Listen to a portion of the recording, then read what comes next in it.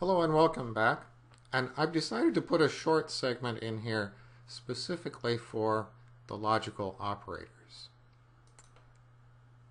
The logical operators in Java are and, or, and not.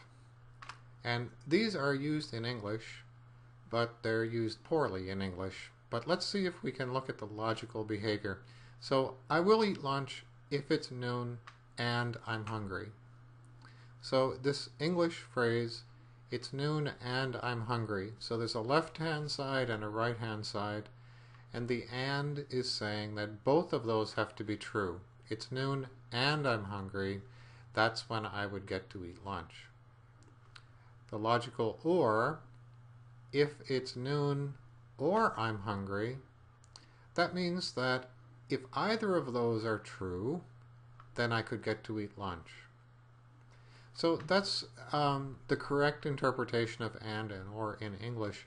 And a lot of times people will use these incorrectly, but everyone knows what they mean. So suppose I said, everyone stand up if you were born before 1960 and after 1990.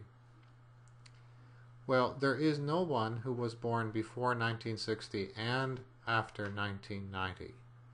So you couldn't possibly have this expression evaluate to true in the Java sense. So let's look at the and, or, and not, the logical operators that we have in Java.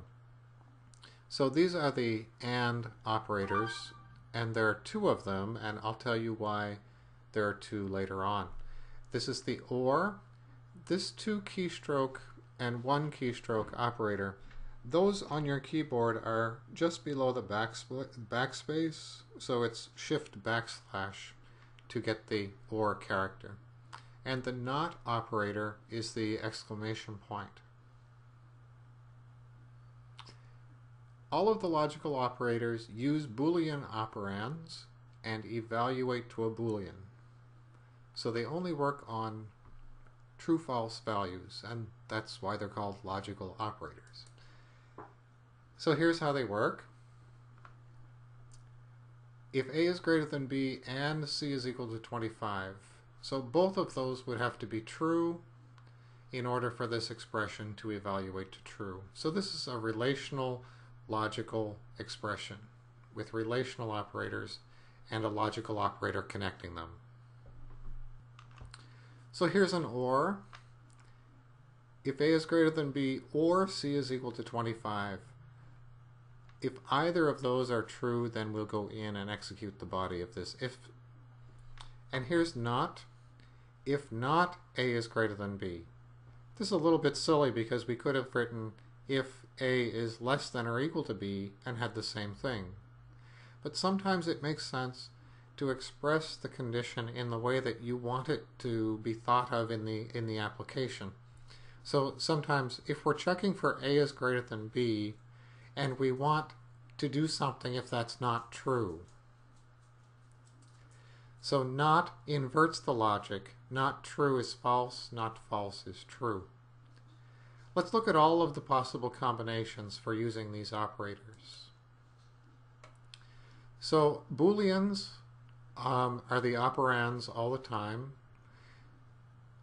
True and true are the only time that the and operator will yield true. So both of them have to be true.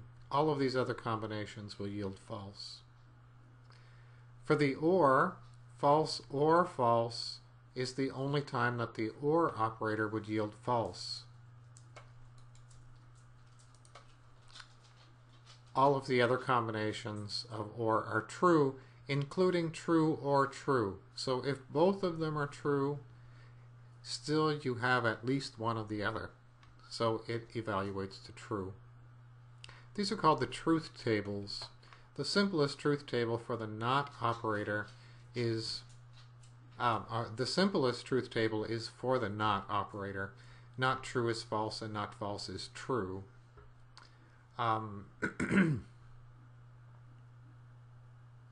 Well, that's what there is.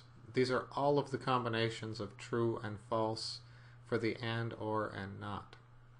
Not is the only of the logical operators that has only one operand, so it grabs onto something on its right, and or have a left and a right operand.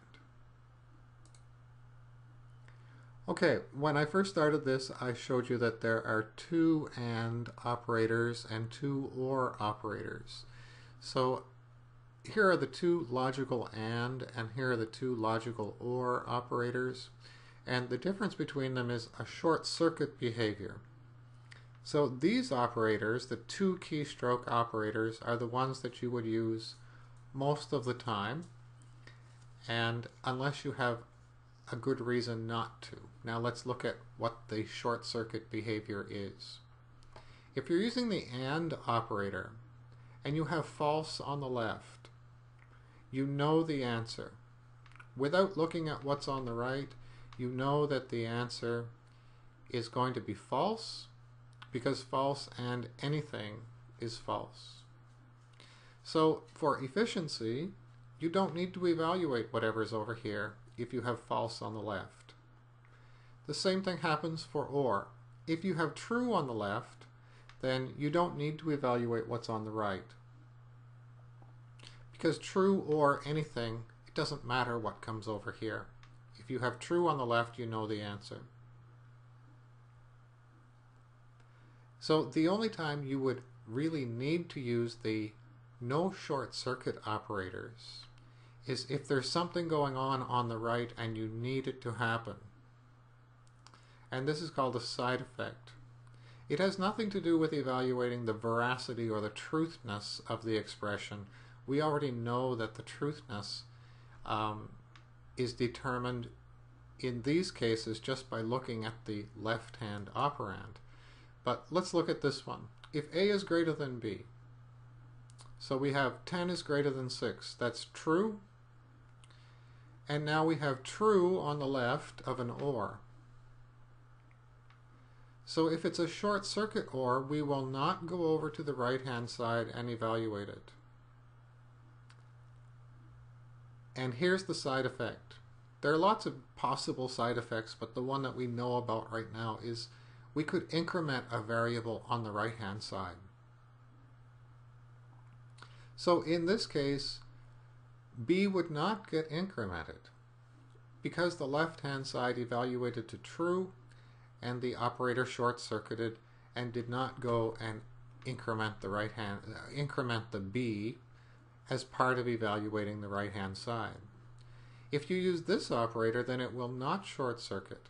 So A is greater than B, that's true, but then we're going to go and increment B and test to see if it's greater than 6.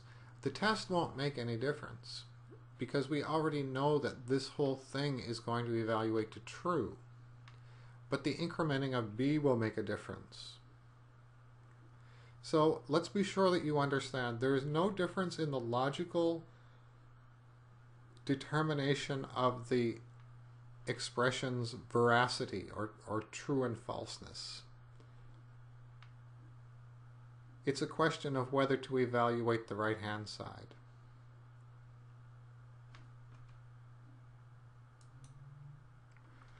A few precedence issues that I want to bring to your attention. A lot of people think that and or get evaluated from left to right. But if these expressions get complicated and you are combining lots of things with ands and ors, and they can be as complicated as you need them to be, how would we evaluate this one? We have true or false and false. If you evaluate this from left to right, you'll get the wrong answer. The and, the logical and, has a higher precedence than the logical or. So false and false is false. True or false is true. If you do it from left to right, you'll get the wrong answer. The reason that people find this hard, I think, is that a lot of combinations of true and false wouldn't make any difference. This one combination of true and false can cause you a pretty serious bug if you don't know that the and is happening first. Okay, let's look at the precedence issues with the not operator. Not is a unary operator. That means it has only one operand. It grabs onto what's on its right. And it has a higher precedence than the binary operators. That means operators with two operands. So look at this one. It looks pretty simple. If not, A is greater than B. And this will not compile. It would try to do not A first.